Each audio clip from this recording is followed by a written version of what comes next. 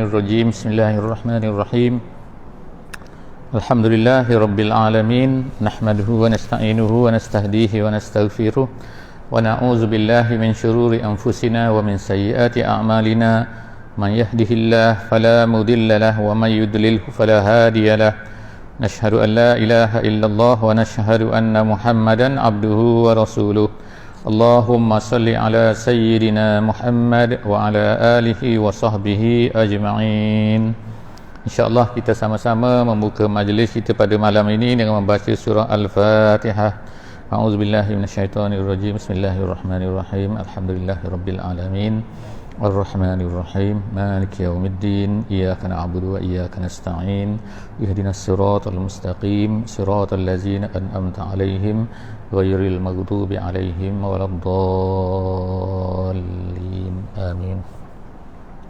Amin amin amin ya rabbal alamin. Yang saya kasihi Tuan Imam, yang dikasihi Tuan Bilal dan seterusnya ahli-ahli jemaah, tetamu-tetamu Allah Subhanahu wa taala. Alhamdulillah, bersyukur pada Allah Subhanahu wa taala, pada malam ini kita sekali lagi dapat bersama-sama berada dalam majlis taman-taman syurga insya-Allah. Nabi sallallahu alaihi wasallam pernah bersabda, "Iza marartum bi riyadil jannah farta'u." Apabila kamu melalui ataupun bertemu dengan taman-taman syurga, hendaklah kamu singgah. Jadi para sahabat bertanya, apakah itu taman-taman syurga? Nabi SAW kata, iaitu majlis ilmu. Jadi Alhamdulillah malam ni kita berusaha insya-Allah menambahkan sedikit ilmu jika sekiranya suatu yang baru, dan jika sekiranya kita telah mengetahuinya, maka moga-moga Allah Subhanahu wa taala akan mantapkan lagi, dan kemudian seterusnya akan menjadi asbab untuk kita dapat memberitahu juga kepada orang-orang lain yang tidak hadir dalam majlis ini. Insya-Allah malam ni kita akan bersama-sama untuk belajar tentang panduan Nabi sallallahu alaihi wasallam dalam masalah istinja', itu membuang air. Jadi pada malam ni insya-Allah kita sampai kepada muka surat saya ni, muka surat 49 kitab ni, kitab Al-Fiqhul Manhaji mengikut mazhab Asy-Syafi'i. Perkara yang seterusnya iaitu tentang adab-adab ataupun cara yang diajar oleh Nabi semasa kita membuang air, mengqadha hajat. Iaitu perkara malam ni yang berkaitan ma yata'allaku bid-dukhuli ila qada'il hajah wal khuruj minhu. Perkara yang berkaitan bila kita nak masuk ke dalam bilik air ataupun tak semestinya bilik air. Mungkin tempat kita nak buang air, sama ada di padang ataupun di dalam mana-manalah, mana-mana dalam hutan dan sebagainya, maka ada cara-caranya yang telah diajar oleh baginda Nabi sallallahu alaihi wasallam. Jadi apa dia? Yang disebutkan sini sebahagian saja. Iaitu yang pertama disebutnya, yastahibbu liqadil hajah an yuqaddima rijlahu al-yusra inda ad-dukhuli wa yumnahu indal khuruji li'annahu al-alyaq bimakanil qazar wan najas. Yang pertama sekali ialah kaki. Nak masuk kaki kanan, kaki kiri. Jadi disebut sini sunat bagi orang yang hendak menunaikan hajat ialah dia mendahulukan kaki kirinya ketika masuk. Jadi kalau kita ni sekarang ni tandas besar, tempat buang airnya, kalau kata masuk kaki kiri, nak masuk tandas, pintu tandas, lepas tu jauh lagi nak tempat buang air tu ke kanan pula, ke nak kiri, nak menggelonsor, nak merangkak, nak macam mana. Jadi ulama kata kalau tempat tu besar, maka yang terakhir tu, tempat kita nak duduk tu, sebelum nak duduk ke tempat buang air tu, mesti kaki kiri. Kalau kemungkinan sampai di situ giliran ni kaki kanan, kita stop dulu, dahulukan kiri, dapat pahala situ.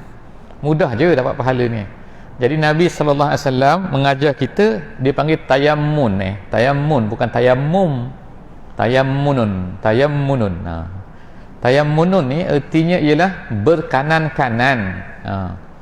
Berkanan-kanan semasa kita nak masuk ke tempat yang baik, nak masuk masjid, pintu masjid tu, buka pintu, masuk kaki kanan. Walaupun giliran tu, kalau ikutnya giliran kaki kiri, stop dulu, tukar kaki kanan. Dapat pahala tu, mudah dapat pahala. Tapi niatnya kerana Allah lah. Kalau niat tanpa disedari, itu dipanggil tak ada qasad, tak ada niat. Tak ada niat, tak dapat apalah dapat. Kalau terlanjur boleh undur semua tak? Boleh terlanjur. Haji betul ni. Salah kanan tadi. Tersalah, undur belakang balik, tukar. Jadi ada dua perkara lah kita ni kan. Ada baik, ada tempat tu baik, ada tempat tu tak baik. Tempat yang baik masjid, apa lagi? Tempat-tempat baik lah semua kan. Jadi tempat yang tak baik, tempat buang air, tempat apa lagi, tempat-tempat kotor lah. Tu kan. Jadi itu dia kata sunat menganankan. Dalam semua perkara pun Nabi SAW ajar kita tayammun berkanan-kanan masa pakai baju, apa lagi sikat rambut, potong kuku. Ulama beza pendapat. Ada beza pendapat sikit. Potong kuku ni kanan ke kiri? Bersiwak, satu lagi bersiwak, gosok gigi. Kita ada dua belah kan, sebelah sini kanan, sebelah sini kiri. Kita nak start sebelah sini, start sebelah sini. Ada ulama kata kanan sebab dia kira tu amalan yang baik, bersiwak. Jadi start kanan dulu, lepas tu baru kiri.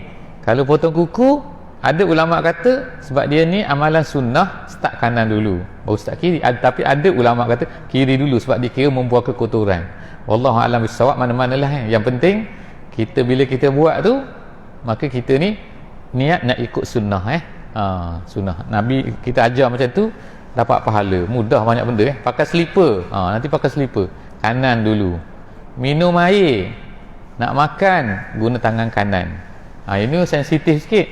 Sensitif apa? Makan ini, makan dan juga minum ini, kita tengok orang kita tak kisah kadang-kadang ambil kan, sebab tangan dia kotor kan, jadi dia ambil tangan kiri minum. Itu tak ikut sunnah.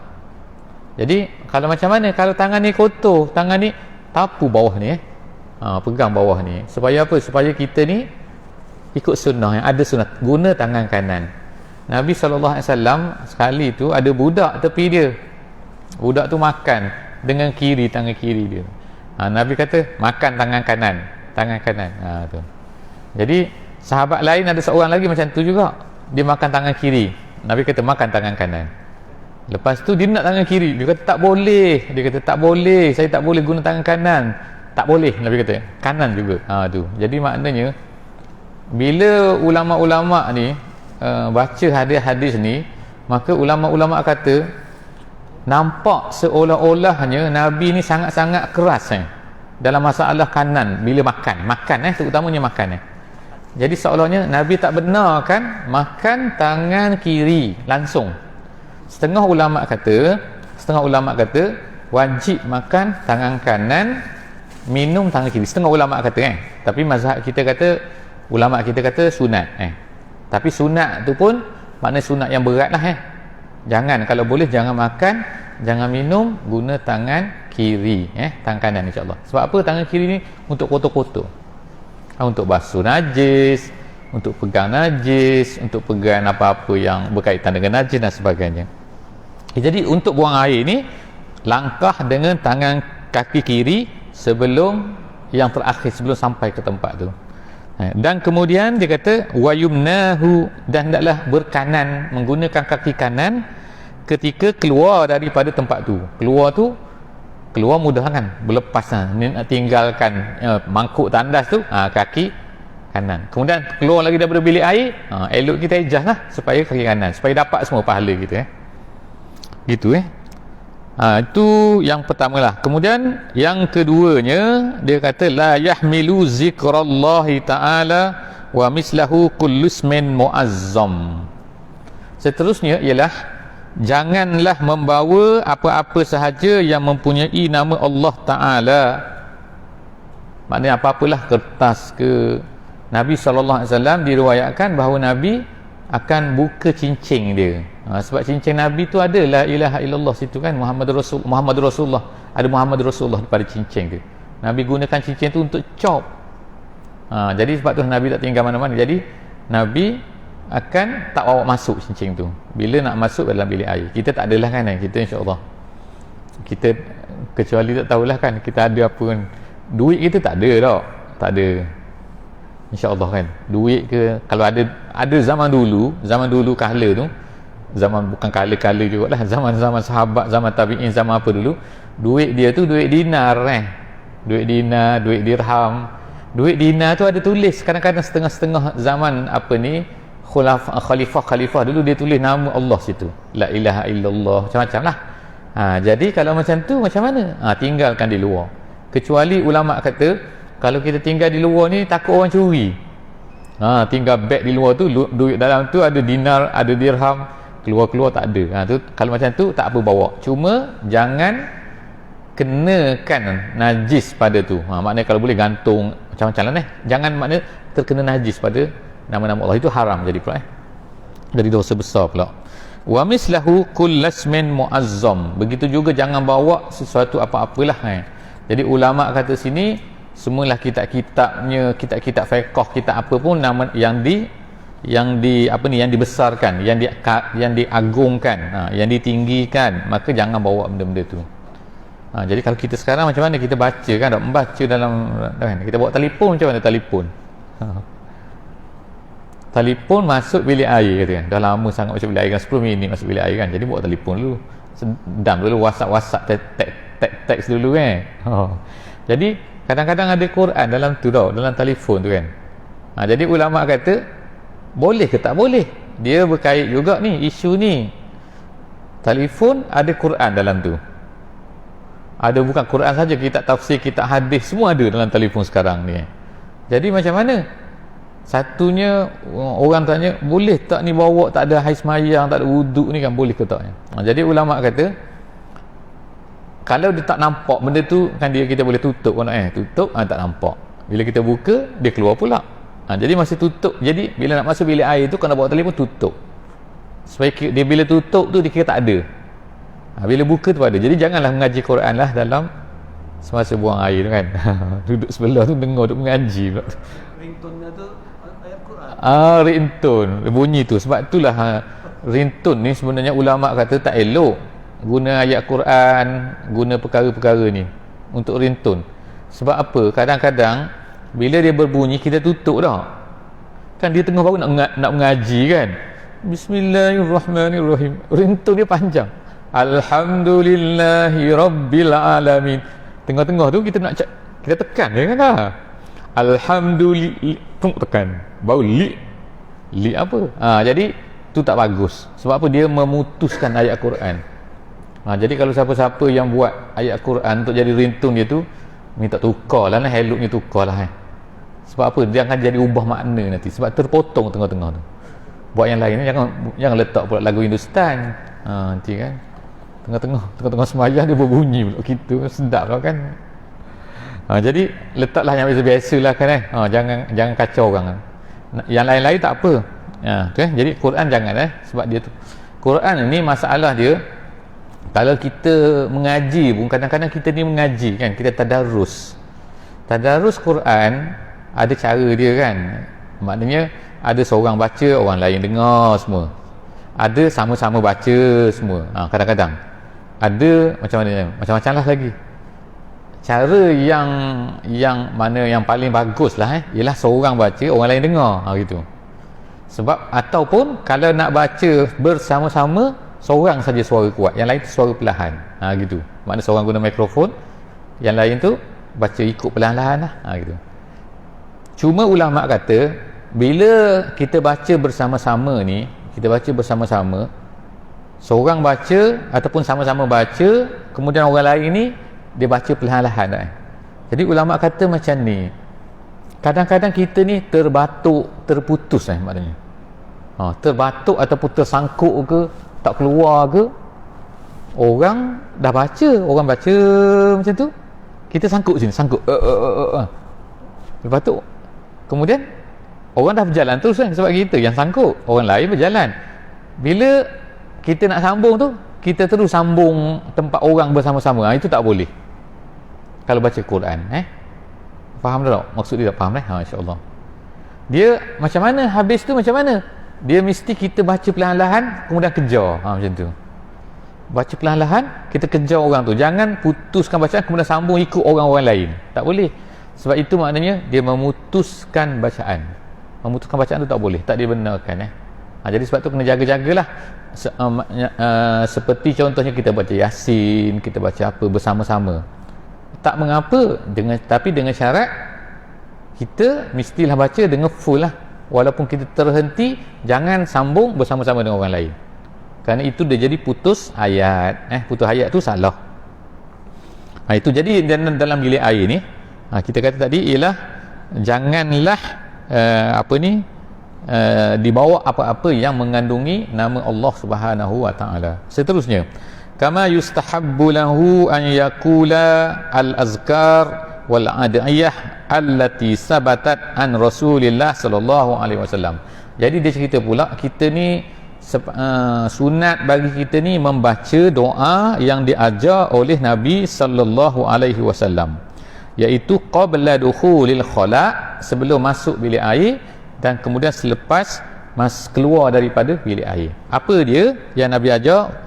Maka Nabi SAW dia kata fayaqulu qabla dukhul. Nabi ni dalam riwayat Bukhari dan juga Muslim, hadis yang kuat lah, dia kata Nabi akan membaca sebelum masuk, bismillahi Allahumma inni a'udzubika minal khubuthi wal khaba'ith.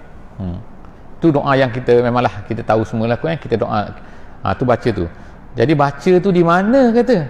Kalau bilik air tu besar, sebelum kita nak pergi ke tempat apa tadi tu? Tempat buang air tadi tu. Kalau besar kan?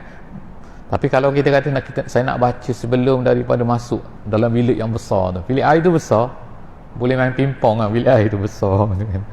Orang kata lah kan. Kita nak kata nak masuk sebelum tu, kita nak baca sebelum masuk bilik tu, boleh, tak ada masalah. Kemudian baca sekali lagi masa nak duduk tu, masa nak pergi ke tempat tandas tu, baca doa tu. Maksud dia, maksud ni yang penting ni maknanya kan. Jangan kita baca saja tapi tak tahu maksud. Eloknya tahu maksud.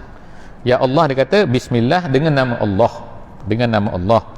Allahumma, ya Allah, inni a'udzubika, aku berlindung kepada engkau, minal khubuthi, daripada khubuthi dan khaba'is. Ada beberapa pendapat ulama, apa makna kita minta berlindung daripada khubus dan juga khaba'is ni.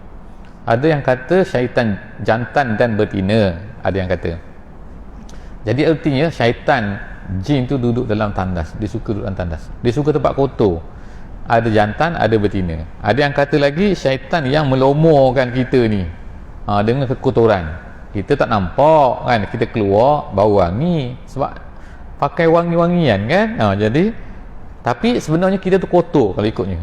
Sebab apa? Syaitan tu akan kacau kita dalam tandas. Baca ke budak-budak, biasanya ajar kepada kanak-kanak. Bila ajar kepada kanak-kanak tanyalah mak dia, ayah dia, dalam tandas ni ada jin lah maknanya.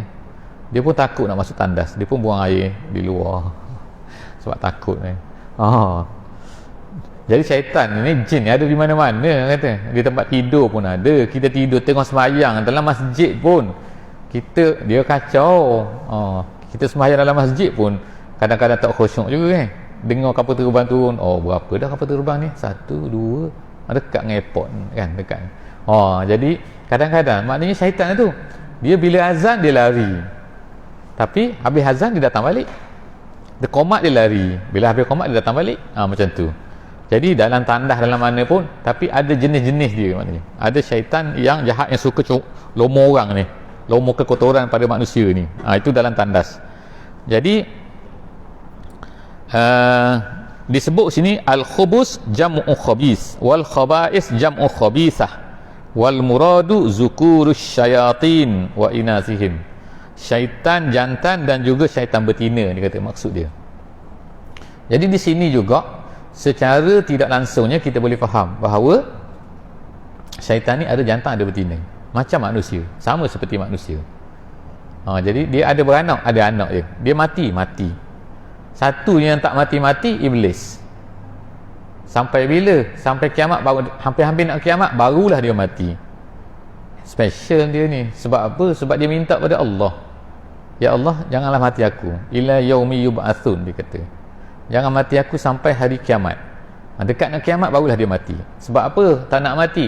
Sebab aku nak kacau anak Adam. Tu je lah. Jadi maknanya iblis ni pakar.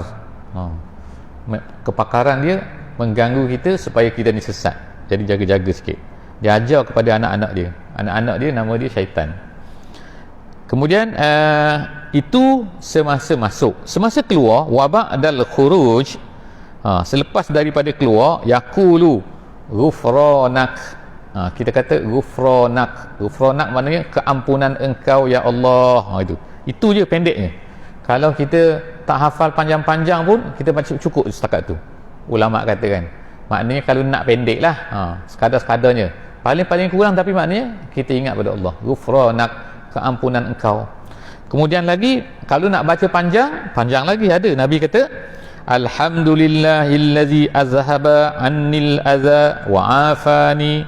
Alhamdulillahillazi azaqani lazzatahu wa abqa fi quwwat wa abqa fiyya quwwatahu wa dafa'a anni azahu. Hadis diriwayatkan oleh Abu Daud, At-Tirmizi, Ibnu Majah dan juga Tabrani. Ramai ulama-ulama hadis diriwayatkan ni. Jadi maknanya panjang lah tu. Tapi kita kata paling-paling pun kita sebut ghufranak, keampunan engkau ya Allah. Kenapa ulama kata ni ghufranak? Kenapa ghufranak? Kenapa keampunan engkau? Jadi macam-macam lah ulama katakan. Kenapa, apa kaitan di antara kita guna buang air dengan ghufranak, keampunan engkau? Keampunan apa? Gitu. Jadi setengah ulama dia kata macam ni. Dia kata sebab bila masuk bilik air ni ramai orang lalai, orang tak ingat pada Tuhan. Jadi kita minta ghufranak, keampunan engkau ya Allah, ampunlah aku ya Allah. Sebab apa? Aku tak dilupa, takut masuk dalam bilik air, takut terkacau gitu. Dia sama juga di sini. Ulama kata bila kita sudah sembahyang, disunatkan kita ni beristighfar selepas daripada sembahyang kan. Kita baca Assalamualaikum, Assalamualaikum. Lepas tu kita baca Astaghfirullahalazim, Astaghfirullahalazim, Astaghfirullahalazim. Kenapa pula Astaghfirullah? Istighfar pula selepas sembahyang. Sembahyang bagus tak? Takkanlah istighfar pula sudah sembahyang. Jadi ulama kata ini kenapa, apa hikmahnya istighfar selepas daripada solat, sedangkan solat ni buat benda baik, bukan buat benda jahat. Kalau kita buat benda jahat, perkara jahat kan, kita pergi the mall, tengok orang perempuan lah, tengok sini orang ni pakai macam ni, tengok Olimpik, gini kan, macam-macam terjun air, berenang sini, kita pun tengok Allah, astagfirullahalazim. Logik juga kita kata, masa astagfirullah, ini sembahyang, bukannya tengok benda jahat, bukan buat perkara jahat. Nak istighfar buat apa? Tak, ulama kata bila masa kita sembahyang ni sepatutnya kita ni apa sepatutnya? Sepatutnya ingat pada Allah. Ingat pada Allah maknanya wa aqimis solata li zikri, kata Allah dalam Quran ni, dalam surah Taha, wa aqimis solah. Allah Ta'ala perintahkan kepada Musa, Nabi Musa alaihi salam, ya Musa aqimis solah, sembahyanglah. Tujuan dia wa li zikri, untuk ingat pada aku. Tapi masalahnya kita ni kadang-kadang bila sembahyang pun lupa juga. Jadi bila sembahyang lupa, dia boleh ingat benda lain maknanya. Tak tahulah ingat pada apa kan. Jadi tak tahulah ingat bola ke ingat benda kan. Jadi sebab tu masa sembahyang jangan sembahyang di depan perkara-perkara yang boleh ganggu. Sembahyang di TV depan rumah katakan. TV pula pasang pula tu. Sedang elok kata. Sambil-sambil tengok sembahyang, sambil-sambil tengok TV. Macam mana nak khusyuk? Ini ni Nabi cerita ni, maknanya disuruh kita ni sembahyang. Kita dah jaga elok dah. Depan tu masya-Allah tak ada apa-apa semua kan. Bersih lah semua kan, katakan tau. Bersih. Kalau tak pun kita tunduk ke bawah lah katakan. Khusyuklah, sepatutnya kita ni khusyuk dalam sembahyang ni, ingat pada Allah. Tiba-tiba kita lupa pula dah kan. Lupa macam-macam lah dia datang.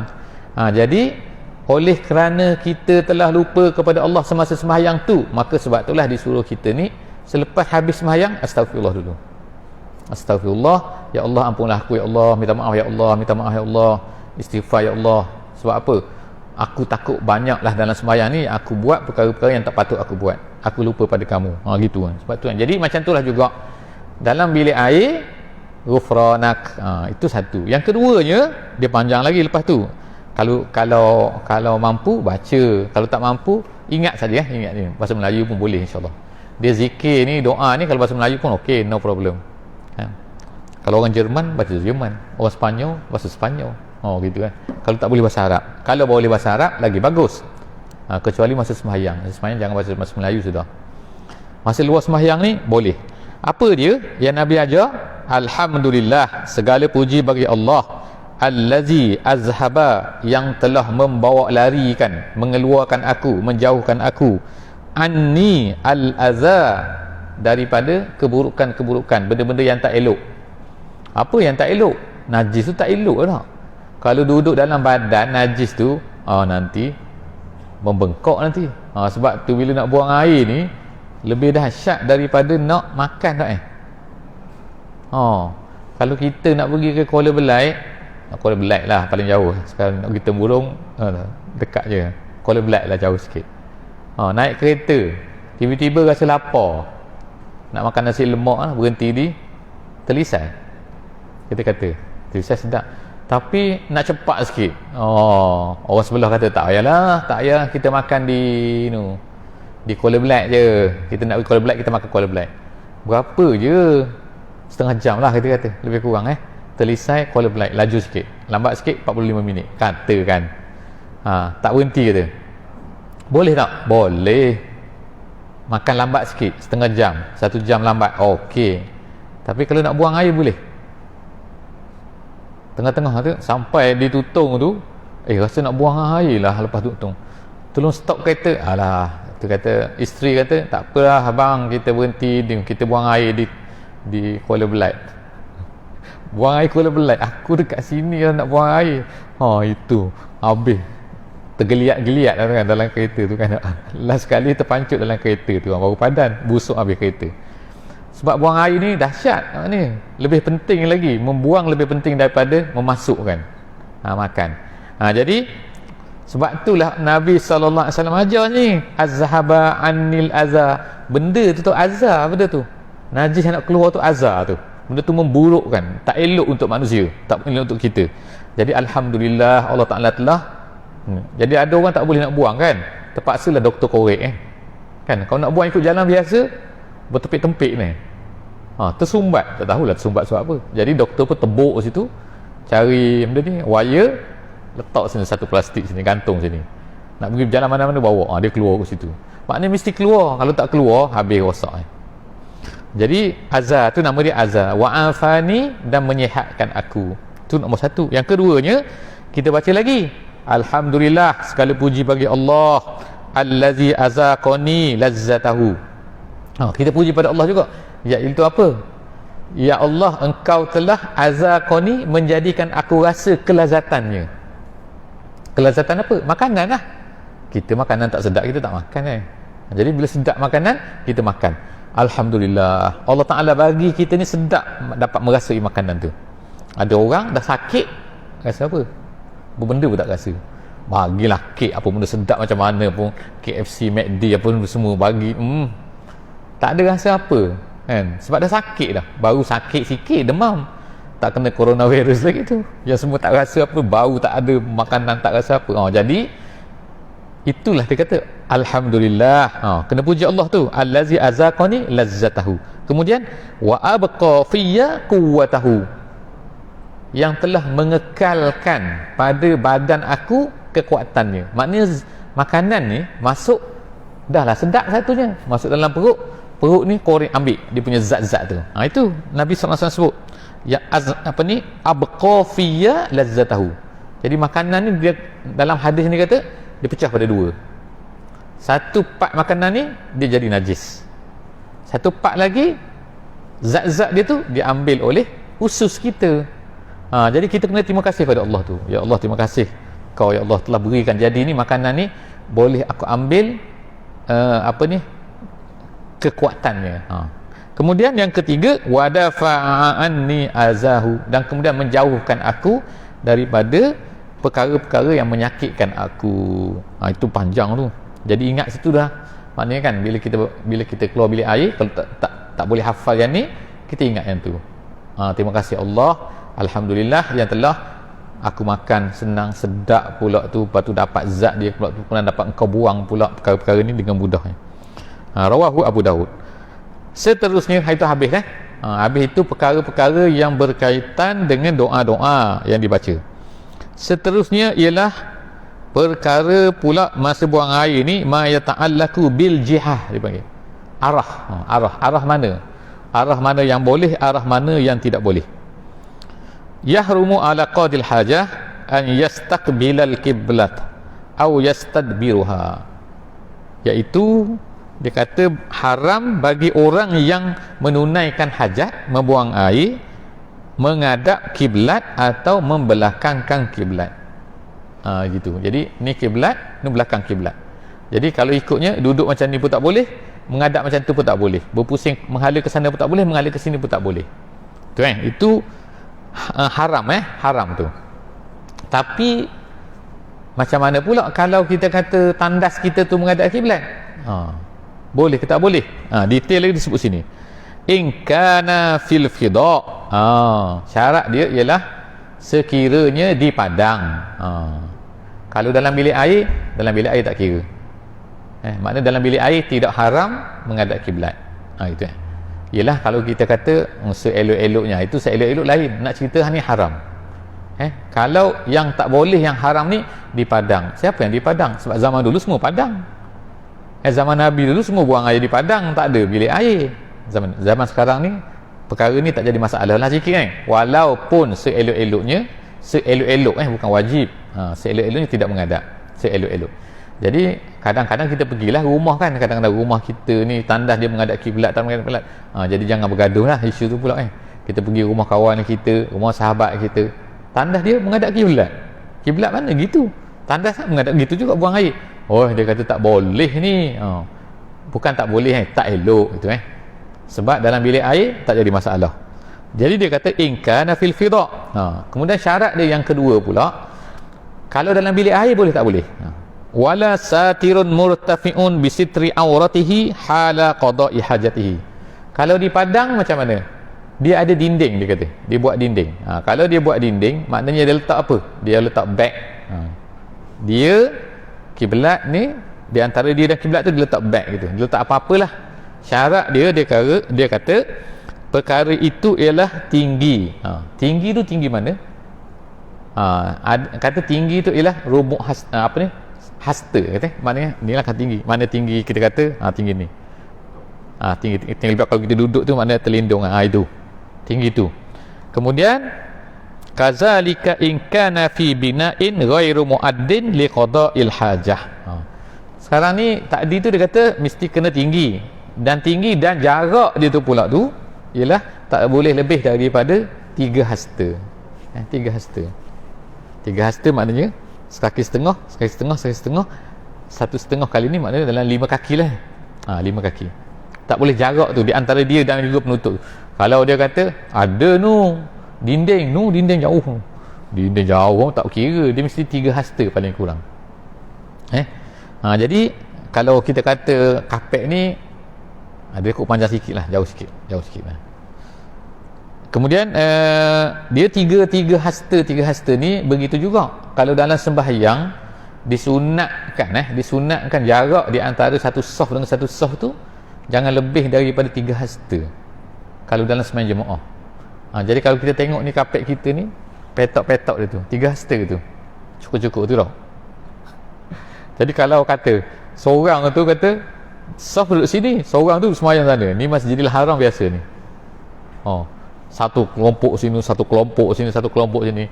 Dia sembahyang tu sah, sembahyang jemaah tu sah. Cuma sembahyang jemaah tu tak dapat pahala sah nama dia. Tak dapat pahala mengikut sah cara betul lah, susun sah cara betul. Itu dia kata jadi kemudian juga walam tatahaqqaq syurutus satir al-mazkurah wa yashtaritu alla yab'udu anhu satir aksar min salasati azra. 3 hasta bizira'il adami, mengikut hasta anak Adam, mengikut hasta orang biasalah.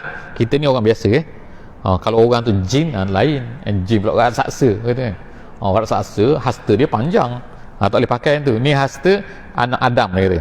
Ai ma yusawi 150 cm. Siap sebut sentimeter sini. 151 meter maknanya satu apa ni, lebih kurang lah sekaki setengah. Fa in kana al bina muaddan li qada'il hajah jazal istiqbal wal istidbar. Kemudian pula yang last ni dia kata, kalaulah sekiranya dia tu membuang air di dalam tempat yang memang disediakan untuk buang air. Kalau sekarang ni memang tempat tu memang sedia untuk buang air lah, tandas tu memang sedia untuk buang air lah. Bukan tempat orang study, bukan tempat orang bermain, bukan tempat orang membaca, bukan tempat. Tandas tu tempat orang buang air. Itu maknanya tempat tu nama dia tandas, tempat orang buang air. Jadi bila tempat orang buang air, jadi tidak mengapa dia kata jaza al istiqbal, harus kalaulah menghadap kiblat ataupun membelakangkan kiblat. Gitu nah. Jadi habis cerita tentang qada hajat, menghadap kiblat dan juga membelakangkan kiblat. Jadi itu kesimpulan yang ulama sebutlah. Daripada mana ulama ambil ni? Disebutkan selepas tu ialah hadis Nabi sallallahu alaihi wasallam telah ceritakan kepada umat dia tentang perkara ni, masalah boleh tak boleh ni. Tapi insya-Allah kita akan sambung, akan datanglah insya-Allah. Dalam minggu hadapan kita akan baca hadis pula bagaimana cara Nabi bila buang air di tengah padang. Bagaimana boleh, bagaimana tak boleh, insya-Allah lah kita berjumpa balik insya-Allah pada minggu hadapan, diizinkan Allah Taala insya-Allah. Aqul qauli hadza wa astaghfirullahal azim li wa lakum. Insya-Allah jadi kita tangguhkan malam ni dengan sama-sama membaca surah wal asri. Bismillahirrahmanirrahim. Wal asri innal insana lafi khusr illa allazina amanu wa amilus solihat wa tawasau bil haqqi wa tawasau bis sabr. Wassalamualaikum warahmatullahi wabarakatuh.